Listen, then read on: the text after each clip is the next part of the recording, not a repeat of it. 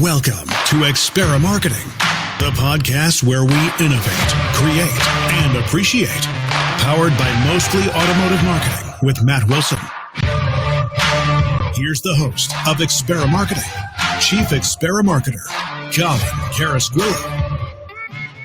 Welcome, everyone, to another episode of Experimarketing. I am your Chief Experimarketer, Colin Kyriakoza. I'm going to bring on my co-host first, Matt Wilson. How are you, Matt Wilson? Yes, Colin.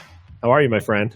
I'm doing great. We are back with another awesome episode. I wanted to bring you on today first because obviously the people need to know the man that assists me with all these great episodes, and we're back again. Also want to give a shout out to Jim McCarthy at Jim McCarthy Voiceovers, jimmccarthyvoiceovers.com. Took care of that awesome Experimarketing intro, which I think every episode makes us feel like we want to run through brick walls. So gets me all jacked up, ready to go. Gets me all jacked up. So with that, let's get down to business. I always ask questions to Matt. Matt has a very valuable explanation to what we talk about here at Experimarketing as an account director at Silverback Advertising. And so as an account director at Silverback, Matt, I think there's things that you hear all the time, specifically around big data and data. So when someone says to you, what do you think about when you hear the word data? Well, what do you think about, Matt? I think about, personally, making smart decisions, because there's so many things that in our industry are decisions that get made based on a hunch or how somebody feels. Oh, I feel this way, so let's do this. Or I listen to this, so let's be here. Or this is how I use digital media, so let's do that.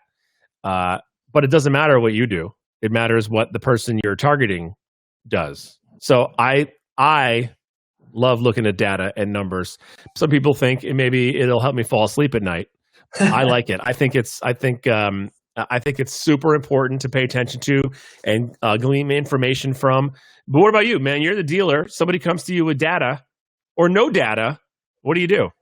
Yeah, so I think this is an opportunity for dealers, especially as we deal with this COVID pandemic that we're still reeling from and that's still going on. And for us, what we see on the dealer side of it, and I know there are other advertisers and dealers out there that realize that utilizing data can make your spends throughout your operation, whether it's marketing, so on and so forth. The data does not lie, and the data provides opportunities for improvement on the dealer side of things. So focusing on marketing, after all, this is Experimarketing. What I think we want to discuss today, or what we are going to discuss today on episode 4, which is Data-fied with Polk.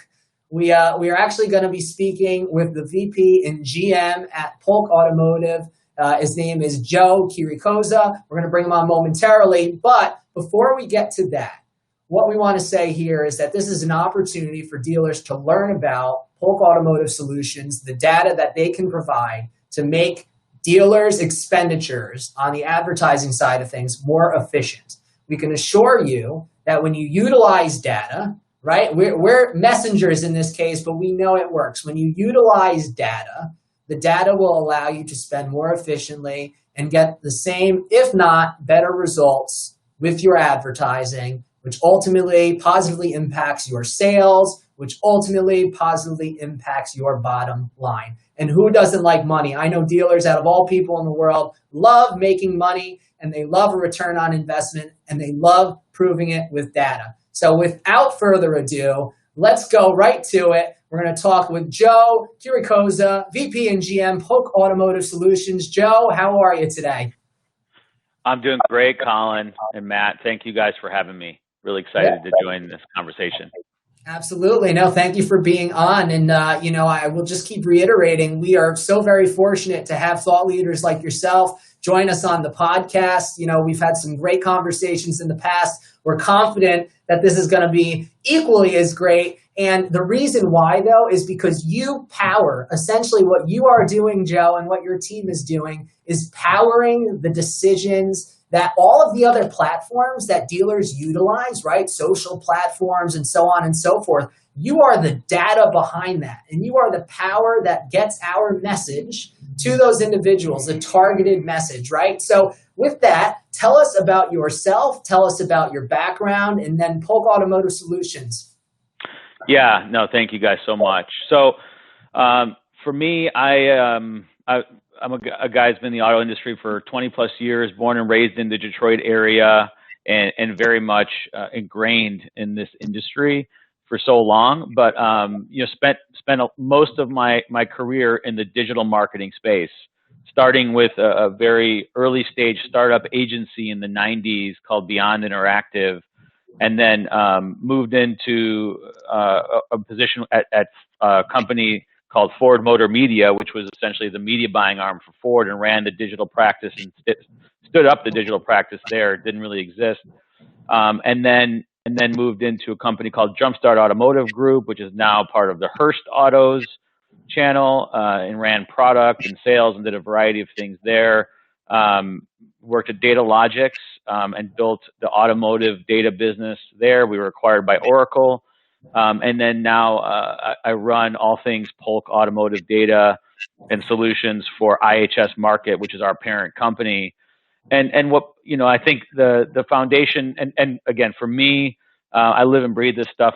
It's a part of my DNA. I've been in the data-driven marketing digital business for the better part of 15 years. So I kind of see myself as someone who saw the tea leaves on this early, which is buying a car is, it's like 5-10% of the market is even thinking about it at any time, right? I mean, like the consumer market. If you're just doing mass marketing and trying to reach everyone with the same message, and it doesn't matter to 95% of the people who are getting that message, then why bother, right? Why bother? Number one, annoying them with that message. Number two, wasting the money on that consumer, right? So when you wrap your head around that, it's like, great, okay, well, how do I do this better? Well, in 2005, we didn't really know how to do that, but those were the building blocks of how to do that better. And the things that we were doing at Jumpstart Automotive Group, and then eventually Data-Logics was like taking that and putting it on steroids. And Polk Data has been foundational to this business for a long time. So we collect and have for a number of years 100% of vehicle transactions on a daily basis at the VIN level. We source that from multiple sources, including the OEMs, including every DMV, all 50 states, as well as the captive finance companies. So we multi-source the data so that it's very accurate and clean. And then we do it in a very privacy-friendly way by stripping out all the personalized information, right? So it's all about the attributes and car buying that we care about. So we fancy ourselves and position ourselves as the source of truth for auto data and insights. Real data from real consumers based on actual purchases, right?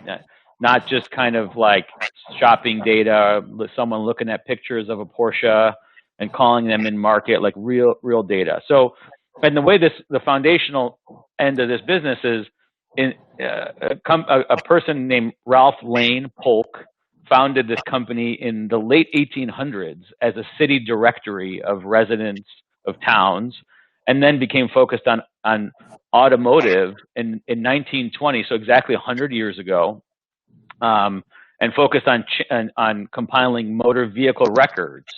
General Motors asked for like a record in every community, like who's buying what and what cars do they have.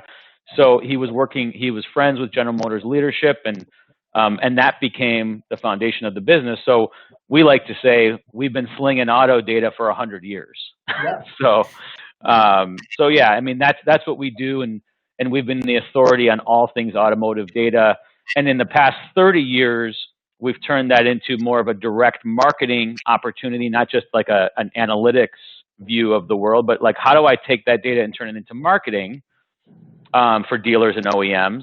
And then in the last 10 years, that everything has kind of flipped into the digital world, right? Between social, programmatic, connected TV, and all those platforms, our data is portable, right, across any mechanism and any medium. And that's what makes it powerful and foundational to the industry. So that's kind of the background of us. Yeah, so I think you unpacked a lot of great things there, and I actually want to touch on a couple of those. So I'm taking my notes here as I usually do. So with that, though, I think one of the biggest things, and we actually had discussed this in our introduction call, and it was real data, real people. That was something that you said that stuck out to me. And the reason why I want to focus on real data, real people is also because of something that you just explained, right, in this background between Polk and your background. And that is, as we focus on the customer experience, which we know is more important now than it's ever been before, right? Customer experience is number one. That's what people keep talking about. What is your customer experience? How are you making the customer experience better? As a marketer, and I'm sure Matt can agree on this, as a marketer, one component to making sure that someone's customer experience is great is actually takes place before they even get into the dealership.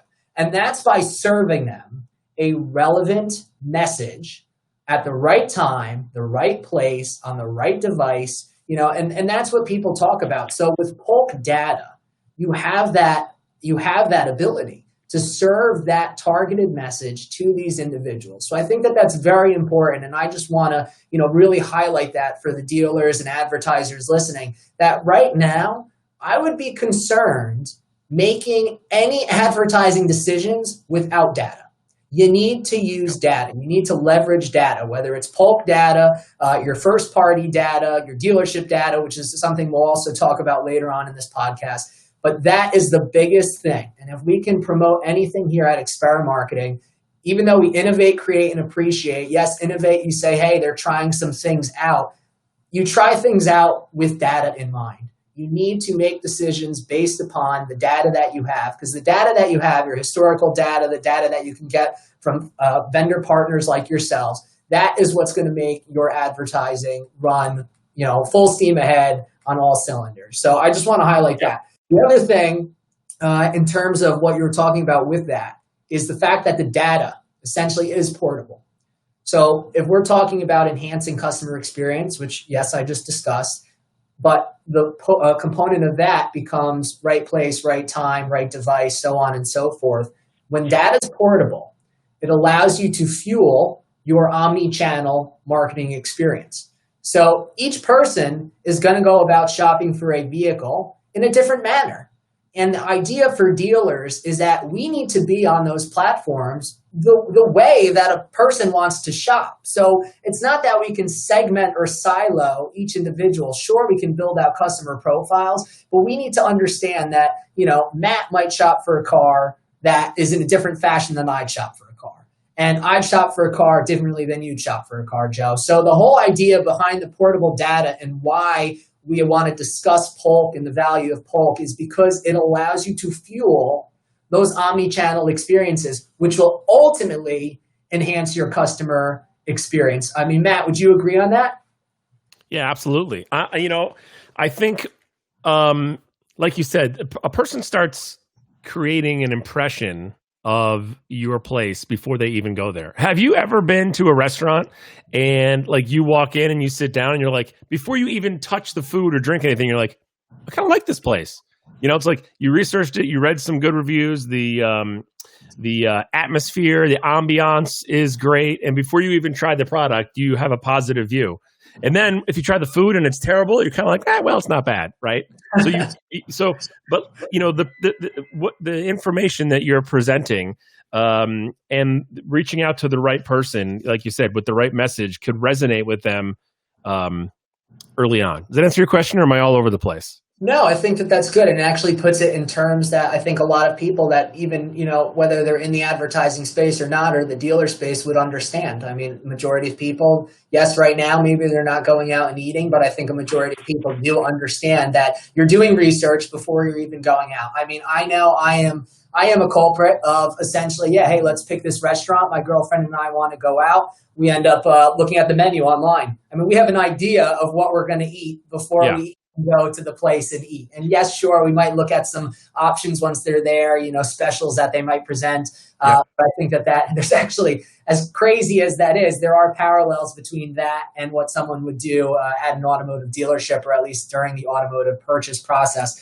So with that stated, and talking about, once again, customer experience, portable data, why that's important, how would dealers, and this one's for you, Joe, how do dealers understand the data? I think dealers, the reason why maybe they're not doing a great job leveraging data is because they don't understand the data, and essentially then they're afraid because they don't know how to understand the data. How would they do that?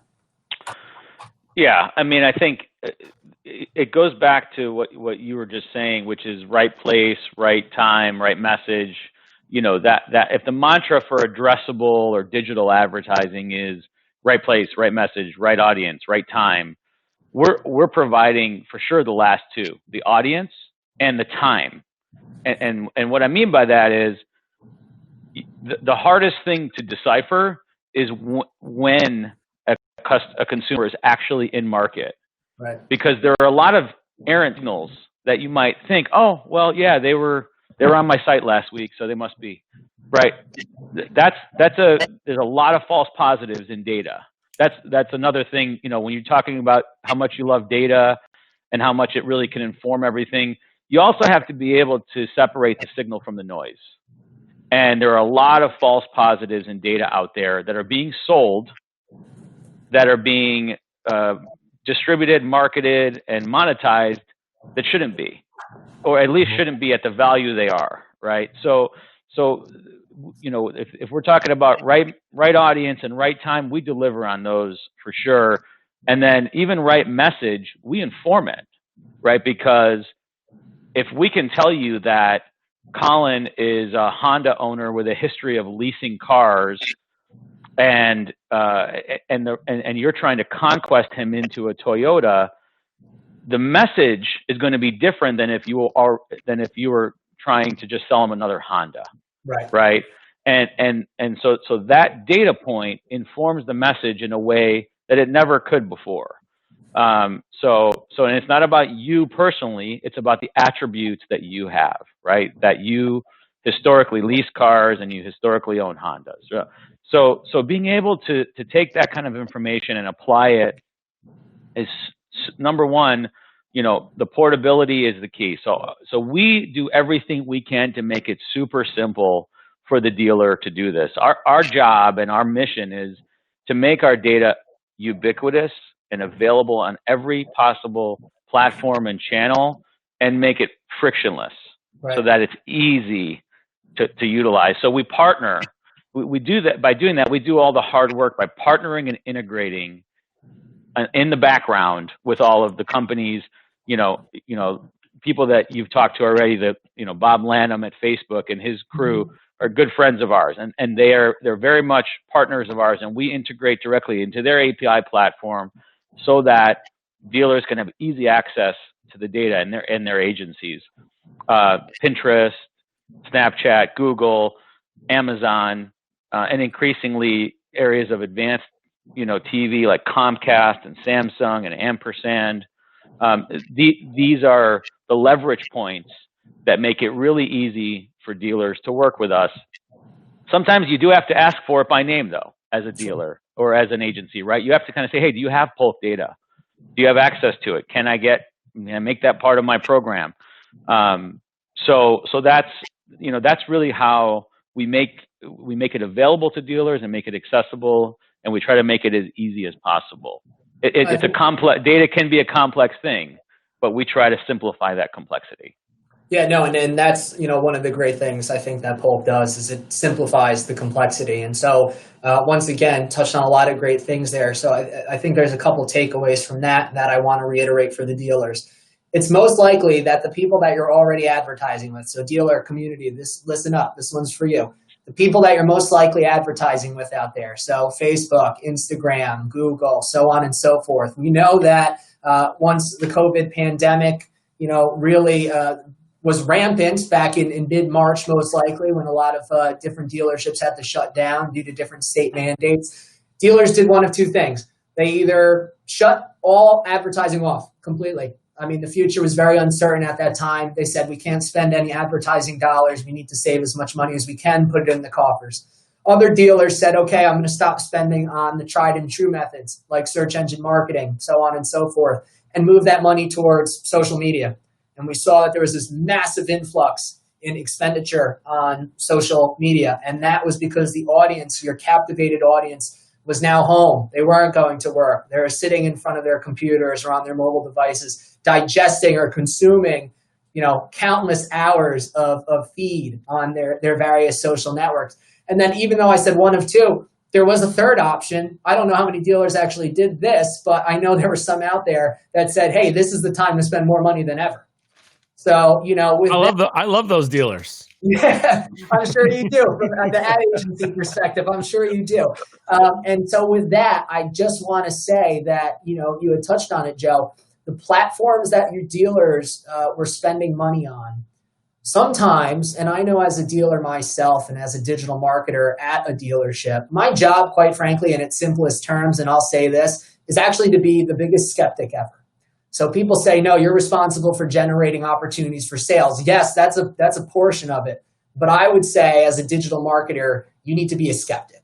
And the skeptic reason is because you need to make sure that your vendor partners are utilizing and leveraging this data that Polk Automotive and other providers, other data that are out there are allowing you to make the best decisions to ultimately generate those opportunities for sale. So for the dealers out there, long story short or short story long, basically the vendor partners that you're working with, rest assured that they are utilizing this data.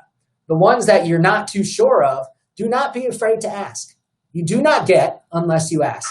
And most likely these vendor partners would have access to this data. And if they don't, well, then you should start looking for different vendor partners that can make sure they can get you the most relevant data so you can make the most educated decisions, in terms of what you're going to be doing with your advertising and your marketing. So I think that's really great, Joe, that you guys are making it as simple as possible. You already have these relationships in place with a lot of these different vendor partners. And I know automotive in tier 3, essentially it seems like we're at the tip of the iceberg on a lot of these things. And so there is a room for growth and input from dealers and things like that, which I know you're very receptive to hear. So that's awesome. And we commend you for that. So with that, let's move on to the next thing. I mean, how does a dealer, you've already talked about understanding the data. How does a dealer take advantage of this data? I mean, how can a dealer, aside from asking for it from their vendor partners, can they contact you directly? I mean, as I mentioned before, first-party data integration. Talk about how we can kind of leverage what data you can provide, the dealer's data, and so on and so forth. Yeah.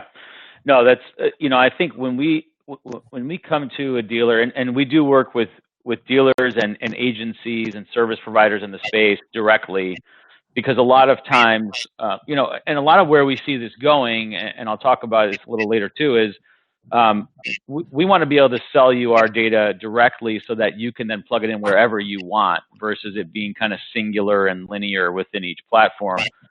So that's a broader conversation, but the idea here is the strategy is to do both things. Number one is obviously you want to retain and protect your base. Mm-hmm. But number two, you obviously have an acquisition strategy that you need to go after new customers and go do that. We help you enhance, as far as retention is concerned, we help you enhance what you already know about your current customer base by layering on more intelligence. So we have 400 plus data attributes on every single consumer household in the country. And where we circle around the automotive triggers, right? And the triggers that we know drive automotive intent and drive changes in a household and the decisioning that comes with buying a car, and the reasons that those life events that kind of drive those decisions, right? So those are life events or attributes. Obviously, historic purchase. And look, in any category, in any retail category, historic purchase is the clearest indicator of future behavior. So that's the foundation of everything we do, is all that registration data we talked about. So we can enhance what you already know about your customers. That's kind of table stakes. And we actually have a sister company at IHS Markit called Automotive Mastermind that really specializes in just that. It's taking your DMS data and really turning it into like an individual customer by individual customer. How do I message them? What are the different tactics I should use? And what's the incentive strategy behind them? So that's more of like a deep consultative relationship. If you already have that kind of engagement with an agency or whatever, and you just want to append your data with better intelligence, we do that as well. And that becomes, kind of the foundation for your retention strategy. But obviously, acquisition, right? You need to acquire new customers and build your base beyond just the current base, because you are going to lose some, and you need to kind of fill those gaps.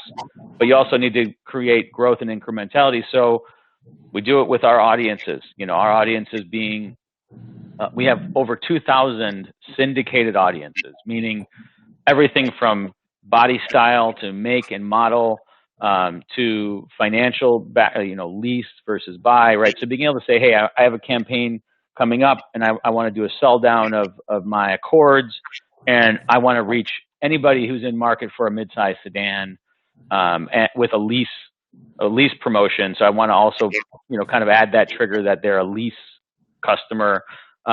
You can do that through all the channels we talked about. You could do it in direct mail. You could do it with email marketing. So we make it easy for you to really leverage the right audience. Again, so if you're going to spend $1,000 on marketing, why not make every dollar of that work harder for you by getting in front of the people that you intend to, instead of going, okay, I'm going to spend $1,000 and hope that 10% of them actually care. Right. And I get X response rate and X, conversion rate. But, when you work with better data assets like ours, your response rates go up, your conversion rates go up, the ROI is crystal clear. I mean, we've had campaigns where, our audiences perform, like if you just did no targeting, right, and you just did kind of like an open-ended like Facebook campaign, right, it performs to X. But when we did a study, when we applied our data, it performed 82% better on ROI, right? So let's just say our data costs 10% of the media, right? That 82, obviously the return on that, 82% versus the 10% incremental cost is well worth it, right? By 8x, at a minimum. So that, the proof points are there. I mean, like we reduced for a major dealer group, we reduced their cost per sale on their media campaigns by 93%. Wow. Because they were not wasting dollars anymore. Right. We did it, we do things like, service campaigns, right? Because we actually have data on service and understanding the service behaviors of consumers. We helped a dealer group get 200 new appointments through a service campaign, right? So we stand behind the data with metrics, and we actually we're providing those metrics because we have that source of truth data to say, okay, look, you want to buy our audience, is great, but we're also going to give you the measurement to tell you exactly how it performed, and we'll validate that with your DMS or whatever. But at the end of the day, like, we stand behind the performance. We help you with a retention and acquisition strategy, and the return on investment is unquestioned to the degree that we'll guarantee the return on investment is going to be better than anything else you're doing. I think, once again, that's exactly what we're trying to achieve. We want to educate dealers. And even for me, this is a very educational experience. And I always learn on these podcasts when we're, lucky enough to do this, that there is opportunities when you make more educated decisions or better educated decisions. You will save money. You will get a better return on investment, in terms of what you're looking to achieve versus the spend that you actually put into it. So once again, I took my notes over here. I think there's some very crucial things that we need to unpack a little further. And the fact of the matter is, you talk about these life moments. And we know, and please correct me if I'm wrong, I think there's a couple that we would all know off the top of our heads. Buying a new home is usually an indicator that someone's going to buy a new car. Having a child is usually an indicator that someone's going to buy a car. I guess it could be moving. And once again, please input, correct me if I'm wrong. Moving to a new location, obviously that coincides with buying a new home. Getting a raise or a promotion, I think one of them is. And are there other ones that I've missed? By all means, please chime in. Yeah, I mean, moving from the city to the suburbs or There vice you go. versa, yeah, I mean, I think I'll tell you, so all the ones you hit on are definitely accurate. Obviously, a child that turns a certain age Right. also is an There you go. indicator. I have one that just turned 15, so she's got her learner's permit, and in a year, she's going to be asking me for a Jeep Wrangler probably. So, Go Jeep. here's another, I guess, again, we swim in data. So we did a study just during like the COVID period here, where we actually took 700 buyers that bought cars during the COVID period, and we surveyed them on a few other questions besides what they bought, right, and where they bought it. We already knew that. We asked why. Why did you buy? So the stuff that we found out was not really that earth-shattering. Most people was just like, yeah, my lease was up, I needed to buy a car. My car was broken down, I needed to buy a new car, etc. But we isolated a subset of that of first-time buyers. So these are people that had never bought a car before, that were never in the registration database, right? So they were first-time buyers. Presumably, they're going to be on the younger side.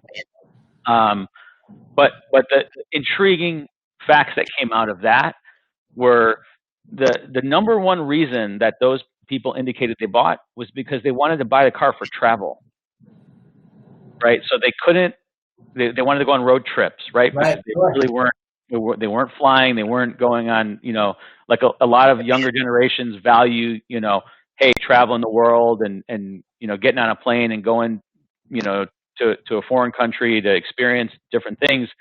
But now they needed another means to do that. So road trip was one of the number one things.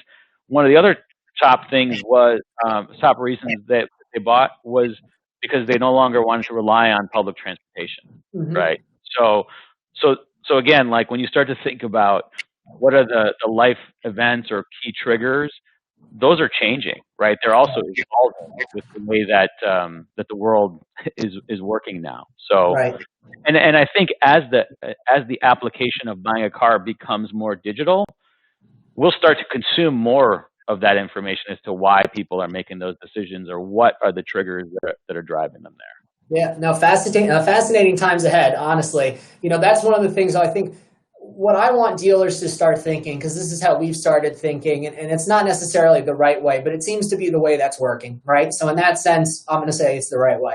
I will be so bold to claim that that's the right way. But when you look at these lifestyle moments and these lifestyle events, I mean, in previous podcast episodes, we've actually dissected that when something is tied into a person's lifestyle, right? This is a very personal thing to an individual. The car purchase is most likely the second most expensive purchase they're going to make in their lifetimes, aside from a home. Okay, so it needs to make sense to them. And sure, there's things that go into it, like the price of the vehicle, make, models. These are all things that someone's considering. But I think when it really boils down to it, Joe, it's about why the person's shopping, and it's most likely caused because of one of those lifestyle moments. COVID was a perfect example. It was the resurgence of the road trip. Okay, I don't think dealers, unless they got that data from you guys, and yes, they've heard it from Facebook and other outlets, would have said, hey, maybe we should make our campaigns focused on why this vehicle is the perfect vehicle for a road trip for you and your family. Take the road trip you deserve in, I'll just throw something out there, a Jeep Grand Cherokee or, a Jeep Wrangler, so on and so forth. So I think that's very important. So with that, though, before we end up, concluding here, campaign ideas. You had already discussed service. There's possibilities for service in terms of campaigns you can put out there. Off lease. I'm assuming, and please, once again, chime in, trade in. Right now, I know for dealers, we're trying to provide you actionable insight here. Used inventory might be a problem for you dealers. Guess what? We were there. We know that used inventory was an issue. Even new inventory is becoming an issue now. But with used specifically, we want your trades. Polk, I mean, you guys, you probably have information of individuals who own X vehicles that are, a certain year or older that might be in a position to trade in their vehicles. Is that correct? Absolutely. Yep. We definitely have that information. We also understand how frequently they buy cars. So 4 years into a vehicle, and they typically buy cars every 5 years based on their history, then yeah, that it might be a good time to start trying to pull them in. And I think another thing you talked about, used. So we also get 100% of the used transactions. Right. So we know everything from the dealer level to the individual consumer to consumer used sales. And so one of the things that's also wasteful is the OEMs and a lot of the dealers love to spend their big dollars on the new vehicle launch type campaigns, right?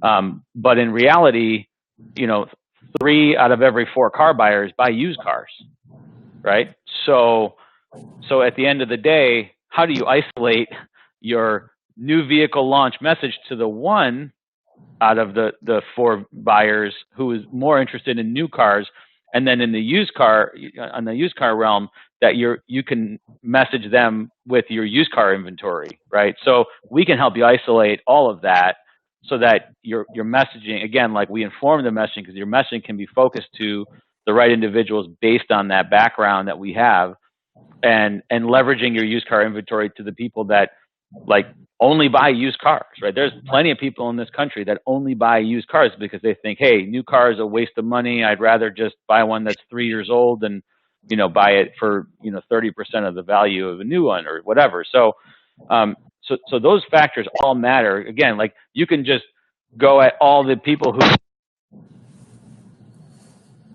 Oh, Joe, I think we might have lost you, good sir. Hold on a second there. We made it so far into the episode without a technical problem.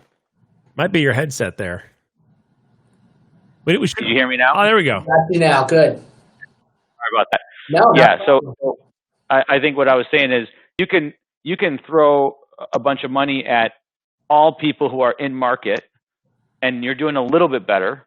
Right. But then how do you drill down within that community of in-market people to be very specific about how you touch each of them with a different message based on what you know, that they're a used buyer, that they're a new buyer, that they lease, that they have a credit threshold of 700 or more, or, like all those data attributes are available, which makes it exciting. Are there any resources that a dealer or agency, I guess, could utilize, free resources or information that Polk has that they're willing to share, or maybe wet a dealer's whistle, so to speak? Yeah, no, it's a great question. I mean, look, what I would say is there isn't like a place to go to just get like free data, but what I would say is reach out to us, and and I'll provide my information, and anybody in dealer, agency, et cetera, can reach out to me, and I'll make sure they get coordinated within our team. But what we do for free is what we call audience planning. So we take your problem. You come to us and say, "Hey, I have this problem. I have a glut of inventory on this vehicle. I need to sell." Right?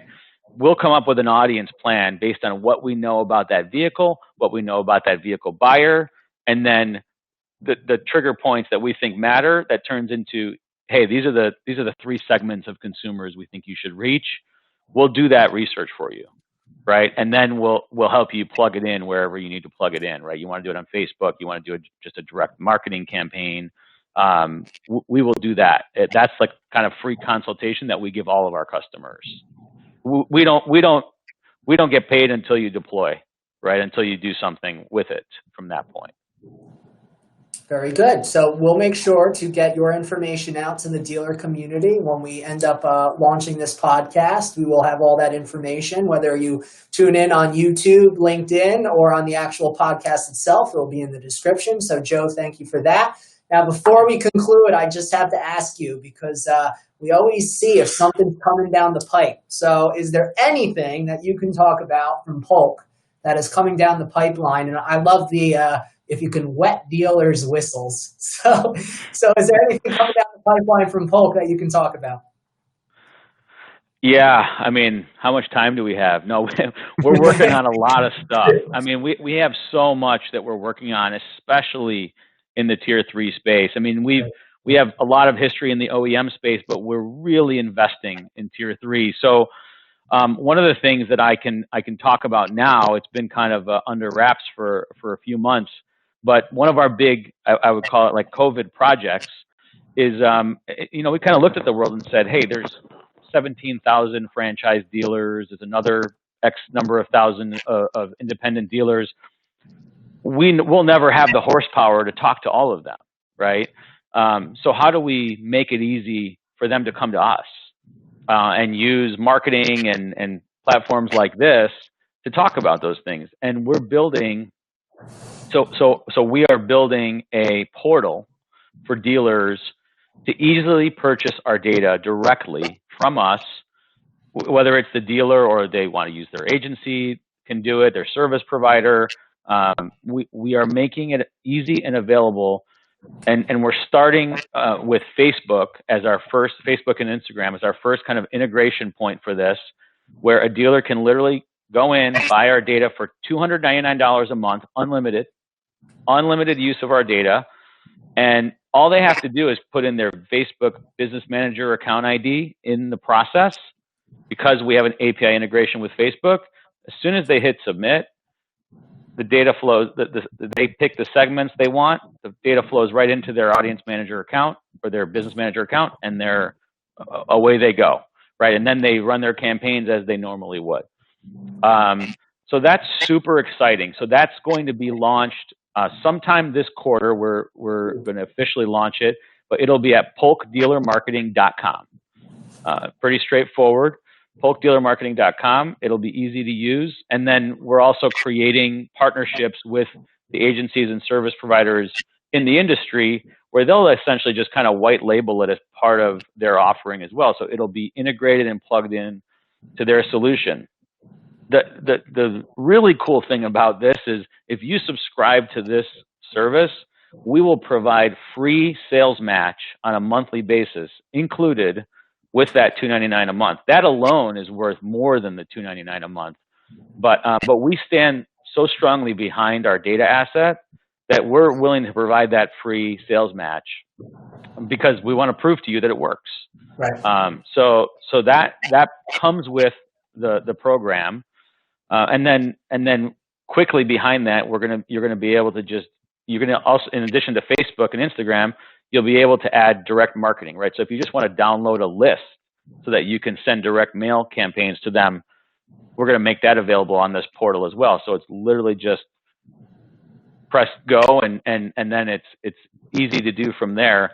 So that's really like the most exciting thing we're working on right now, and we're really, really passionate about making it frictionless and easy for dealers and their agencies and their service providers to work with us. And we think this is the catalyst for making that possible. I would definitely agree. And, obviously a wealth of information. We want to thank you so very much for being on here. Once again, I just want to reiterate polkdealermarketing.com.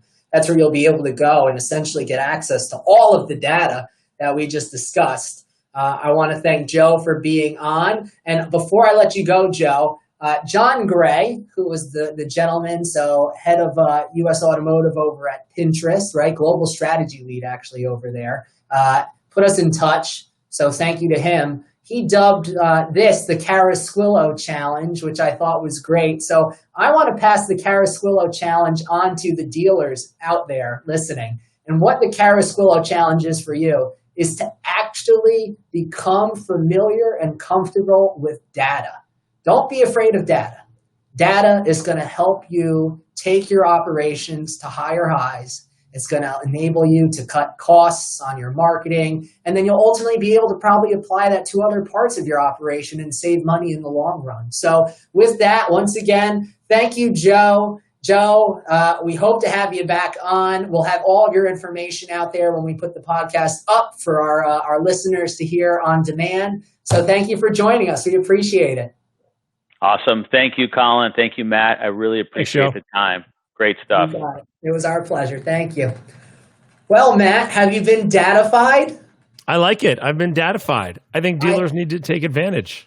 I agree. And, just to reiterate a couple things that we discussed here before we sign off for this lovely episode of Experimarketing, it's utilizing the data to make your expenditures more efficient. It's utilizing the data to enhance the customer experience. It's utilizing the data to ultimately take your dealership to higher highs. And know that your partners at Polk Automotive, as well as other vendors that you're most likely already using, Facebook, Instagram, Snapchat, Pinterest, so on and so forth, they are leveraging this data to ensure that you, as the dealer, do get the best return on investment. So stay tuned for another episode of Experimarketing, the show where we innovate, create, and appreciate. Matt Wilson and Colin Carasquillo signing off. Thanks for